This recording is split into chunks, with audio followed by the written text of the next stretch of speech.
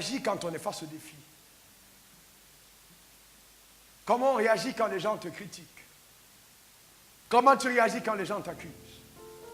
Mais attends, si tu crois que tu es une montagne, une maison bâtie sur une montagne, ça veut dire que tu es sujet de beaucoup de commentaires.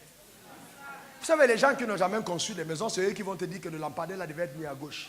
Ils n'ont jamais construit quelque chose. Que non, la façon dont on a mis les fleurs, on aurait plutôt mis ça de l'autre côté. C'est des gens qui parlent, ils n'ont jamais rien fait.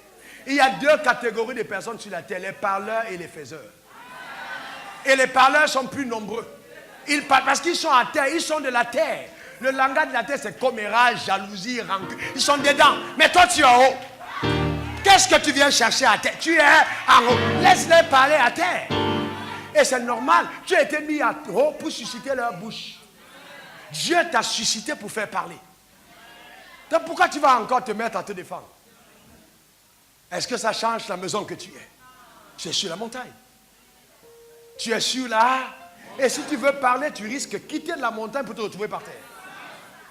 La maison, si tu es sur la montagne, ne répond pas. Donc c'est important. Colossiens 3, versets 1 à 2. Si vous donc vous êtes ressuscité avec Christ, cherchez les choses d'en haut. Dis, oh, je cherche les choses d'en haut. Encore, je cherche les choses en haut. Il dit, où Christ est assis à la droite de Dieu, affectionnez-vous aux choses d'en haut et non à celles qui sont sur la terre. Vous allez lire la suite pour voir les choses de la terre.